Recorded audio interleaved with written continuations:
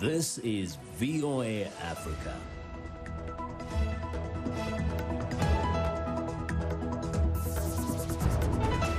Hello, I'm Esther Githui-Ewart. It's Friday, October 16th.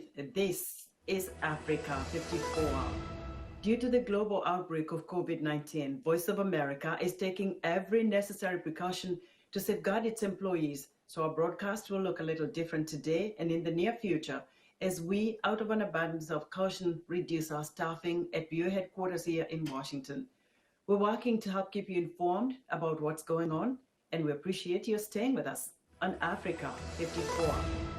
Guinean President Alpha Conde is seeking a third term in Sunday's election, but opponents say he's breaking the law, and the United Nations is warning of dangerous rhetoric in the run-up to the vote. Here's David Doyle with the details. Guineans vote on Sunday in a tense presidential poll amid ethnically charged rhetoric that has raised fears of post-election violence. Octogenarian incumbent Alpha Conde is seeking his third term. Opponents say by doing so, he's breaking the law.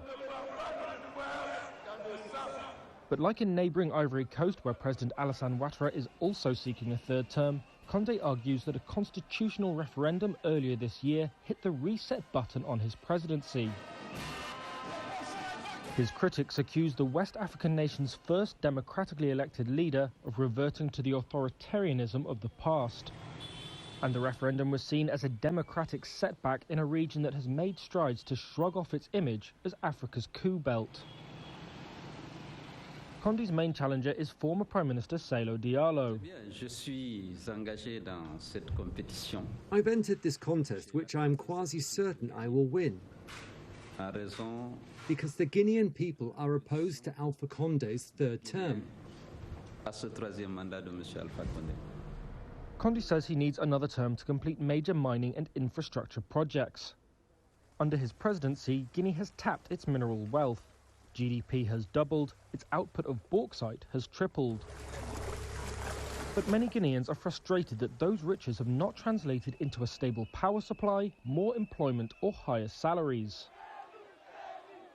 Diallo describes it as a geological scandal and says there needs to be full transparency in the mining sector with revenues used to finance education and agriculture.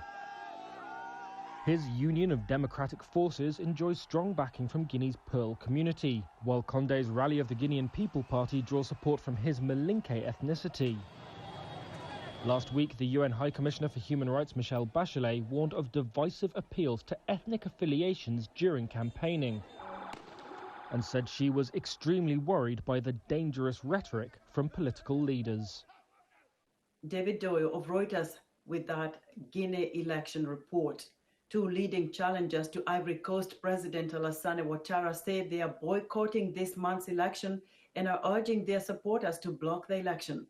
Thursday's announcement by former President Henri Konan Bedie and former Premier Pascal Affi N'guessan is the latest rejection of Ouattara's bid to seek a third term in the October 31st election.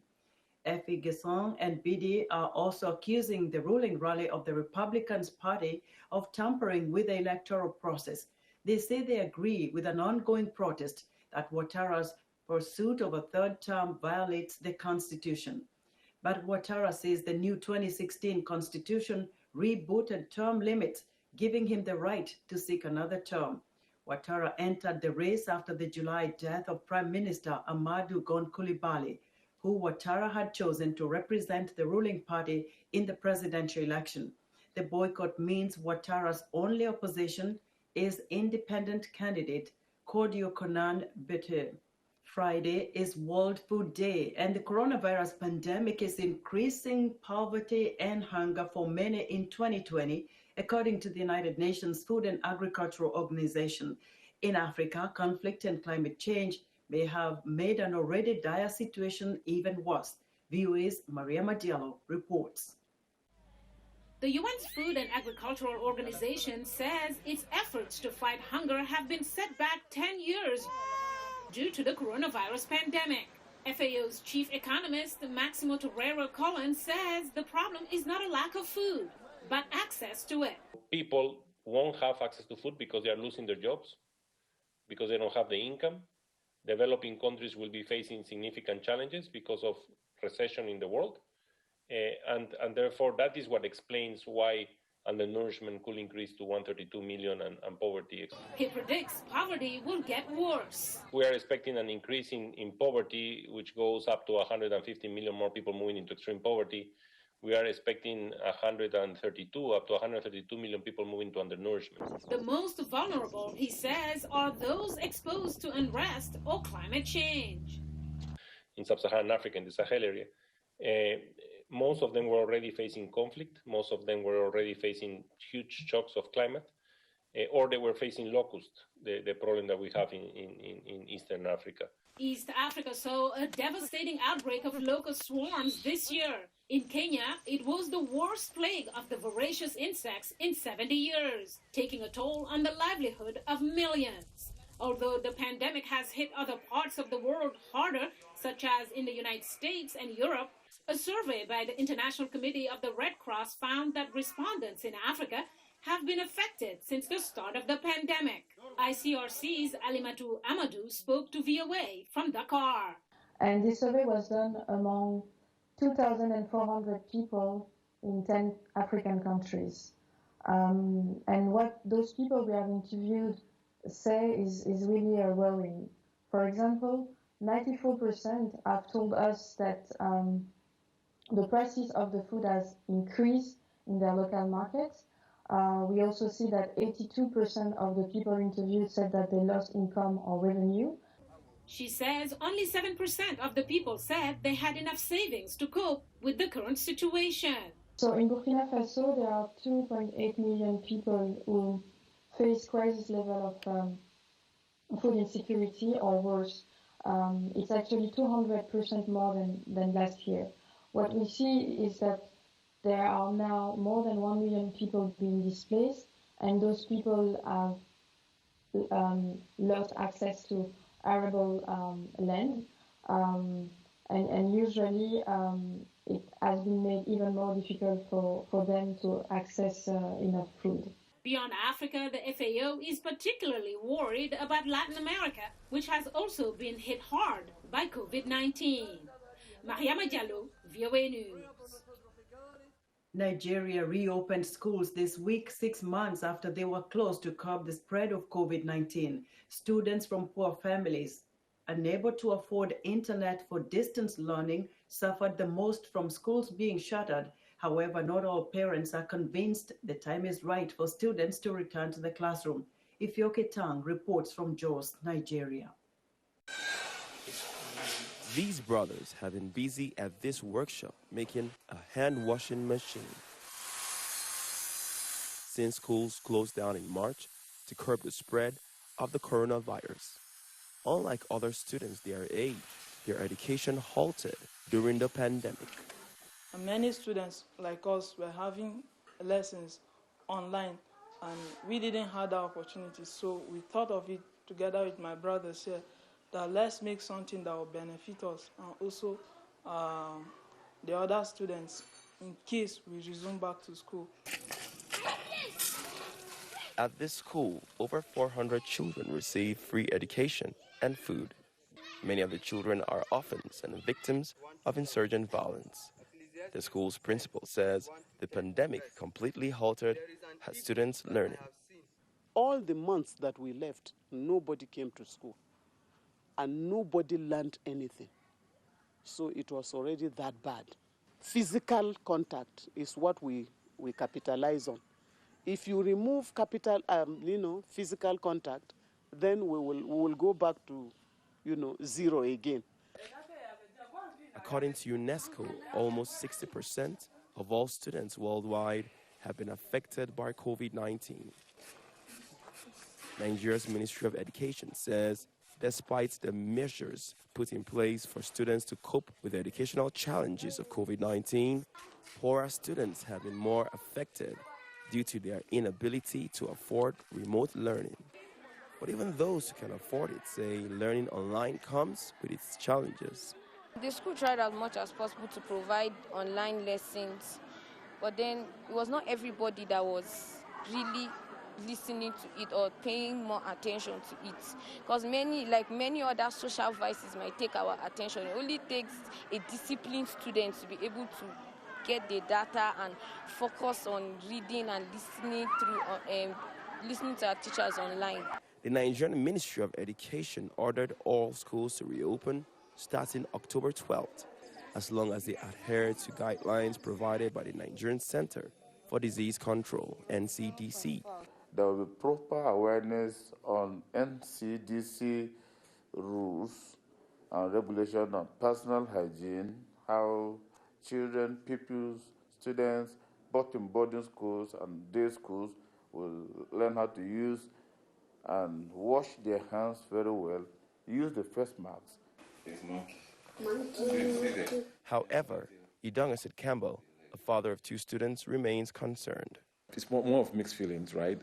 I'm concerned that my children I'm happy that my children are going back to school because it has been a long time out. On the other hand, I'm concerned of the fact and the possibility of them coming across people or children in school who are symptomatic and without showing any sign. For the moment, the majority of schools have reopened, and they will stay that way unless a new surge in coronavirus cases forces them to close again. Ifyok Etang for VOA News, Jos, Nigeria. Zimbabwean doctors and nurses are challenging the Ministry of Health, adding hurdles to their ability to seek work abroad. The ministry in September added official signatures before medical workers could get a certificate of good standing, a needed reference for getting work abroad. Zimbabwe's Hospital Doctors Association says the added bureaucracy is an attempt to prevent a mass exodus of poor treatment during the COVID-19 pandemic.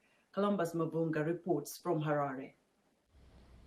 After more than 10 years of working in government hospitals, this 36-year-old doctor who did not want to be named says countless protests have not resulted in a decent salary or better working conditions.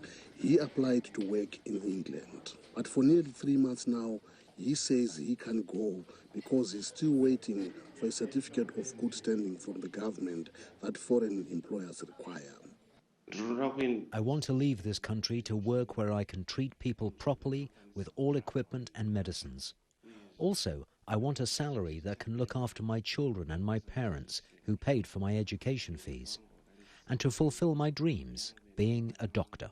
The Senior Hospital Doctors Association of Zimbabwe says its members are frustrated by delays they attribute to the government trying to curtail a brain drain among health workers. Its leader says the government is misusing the certificate of good standing. It will now cease to be about that. The moment we allow it to be made use of by the government in this manner, it can be abused as a way of handling labor issues rather than being a professional issue. Dr. Msara added in some cases doctors just want to go abroad for further education and return to Zimbabwe. Health personnel in Zimbabwe have long protested about poor working conditions, including inadequate personal protective equipment, PPEs, during the COVID-19 pandemic. But the cash-strapped nation has been unable to improve salaries or provide needed supplies. Zimbabwe's Vice President Constantino Chiwenga, who is the country's new health minister, told doctors this week that he would address all their problems. Your work will not go unnoticed. Do your best, and I will do my part. And together, we can avoid the ongoing and unnecessary loss of life. He did not talk about preventing healthcare workers from leaving Zimbabwe. Health officials said they would not comment on the issue after Chiwenga's promise of solving the doctors' problems. Columbus Mavunga for VOA News, Harare. We're excited to hear what you think about Africa 54 and the stories we cover. Join the discussion on Facebook. The address is Africa 54. We're also streaming our broadcast live on Facebook. Please watch and share our show with your friends. Also check out our headlines 24/7 on voaafrica.com. Coming up, a song from South Africa tops the global music charts and has the world dancing despite the coronavirus pandemic. We'll be right back. Health, wellness, sport, beauty, medical breakthroughs. Healthy Living cares about your well-being. What are the main health concerns in Africa and around the world? Find out the latest on coronavirus. Connect with our experts and ask them questions. How long does the virus stay? Join me, Linor Moudou, in Washington, every week on Healthy Living, right here on VOA. It's what they do when they don't want something to happen. Filibuster, an effort to prevent a vote in the U.S. Senate by extending debate. The Senate prides itself on being a deliberative body where debate is vital to decision-making. Senate rules allow debate on a measure to continue until 3/5, 60 out of the 100 senators, vote to end it. At one time, a 2/3 vote was needed, but Senate rules changed in 1975. So, when a senator or group of senators want to block something, they take the floor and keep talking. In recent decades, the mere threat of a filibuster has been enough to halt action on almost any bill that lacks the support of 60 senators. But the use of the filibuster was ended for approval of judicial appointments in 2013 and for Supreme Court approvals in 2017. The term filibuster is derived from a Dutch word for pirate. The record for the longest filibuster is held by Senator Strom Thurmond of South Carolina, who spoke for 24 hours and 18 minutes in opposition of the Civil Rights Act of 1957.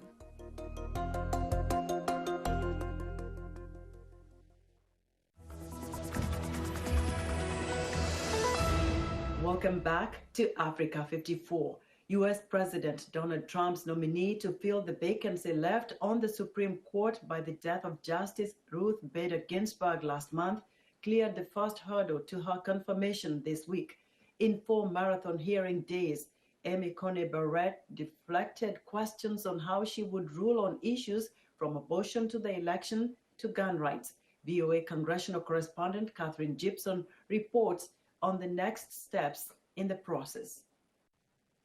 A preview of the fight to come. I'm not going to sit on the sidelines and watch one of our nominees be destroyed after showing respect for 2 Democratic nominees. That is not right. Democrats objecting as President Donald Trump's Supreme Court nomination of Judge Amy Coney Barrett moves forward just a few weeks before the election. This nomination at this moment in time is not usual, not normal, and it's beneath the dignity of this committee.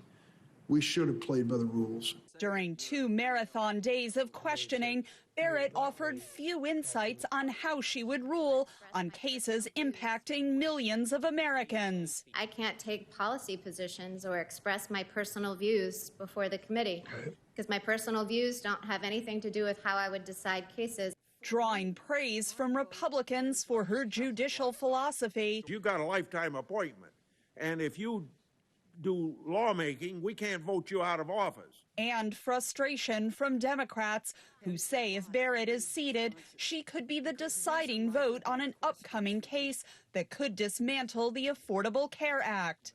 Health care coverage for millions of Americans is at stake with this nomination.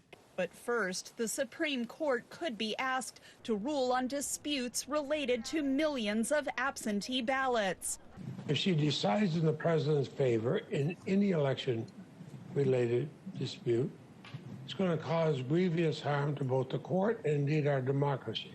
Polling shows a slight majority of voters think the nomination should wait until after the election on November 3rd. Who wants to pack the court? But as the American public has learned more about Barrett, a mother of 7 and devout Catholic, support for her nomination has grown. With early voting already underway, the confirmation hearing could have an impact on voters' decisions. There's few issues that unite Republicans, like the Supreme Court justice or the right to for the restriction of abortion rights. Roe v. Wade and the conservative judges have been a huge staple for Republican platforms, including President Trump's. But on the Democratic side, especially with the vulnerability and the passing of who we just lost with Justice Ginsburg, this is an incredibly motivating factor for them as well. Democrats acknowledge Barrett's nomination will almost certainly pass the Republican majority U.S. Senate.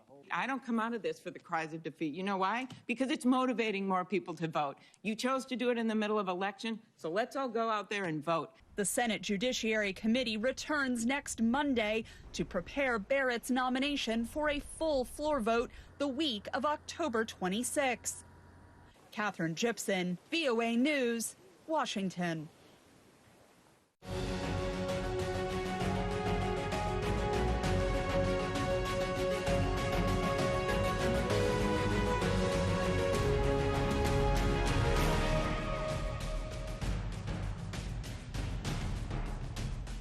U.S. President Donald Trump and Democratic challenger Joe Biden held competing town halls Thursday, reaching out to voters in separate forums at the same time. VOA's Michael Sullivan has more on the televised events only weeks before the November 3rd election.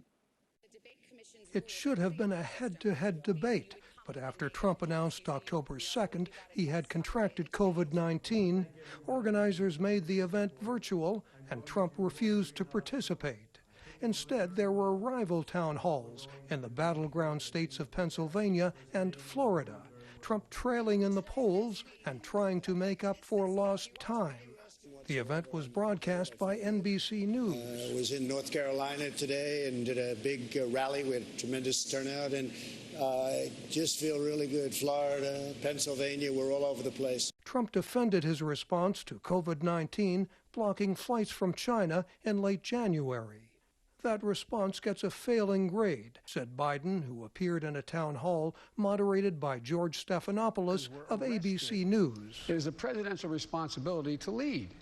And he didn't do that. He didn't talk about what needed to be done because he kept worrying, in my view, about the stock market. Biden said Trump should have pressed state governors and mayors to enforce restrictions he says could have saved more lives. Trump's Supreme Court nominee, Amy Coney Barrett, is in Senate confirmation hearings this week, and if confirmed, could help decide a contested election. It would be totally up to her. I would think that she would be able to rule either for me or against me. I don't see any conflict whatsoever. Biden won't rule out expanding the high court to change the ballots. Well, I'm not a fan. I then say it depends on how this turns out. The candidates agree on one thing. We have an election coming up. I think it's the most important election in the history of our country. Biden promised to work with Republicans if elected. Because there's so many things we really do agree on. But much separates the parties. Early voting has started in many states, and Trump warns of widespread fraud. Most election experts say that has not happened. Trump was asked if he will accept the results of the election. And the answer is yes, I will.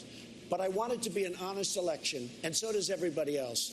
The candidates are scheduled to meet 1 week from now in a final face-to-face debate. Mike O'Sullivan, VOA News, Los Angeles.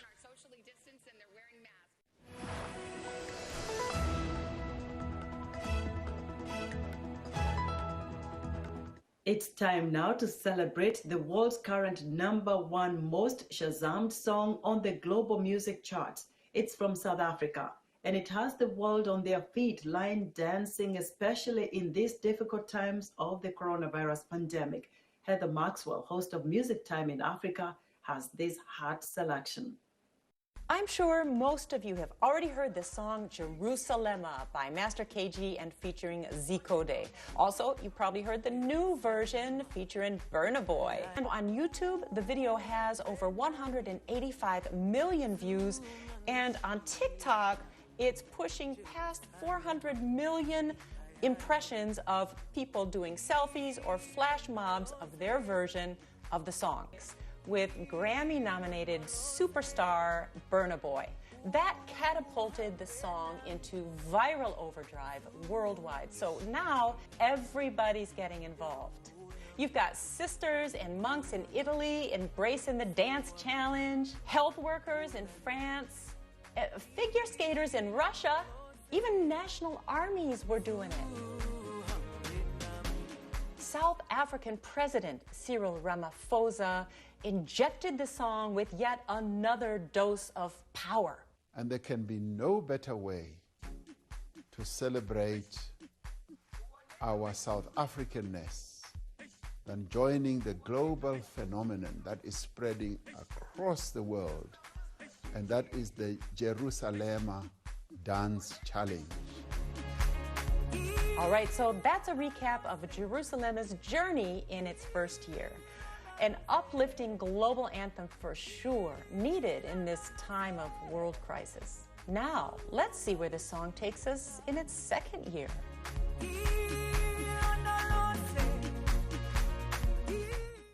And that's our show for today. Be sure to watch Africa 54 on our website at voaafrica.com. From all of us here in Washington, have a great weekend.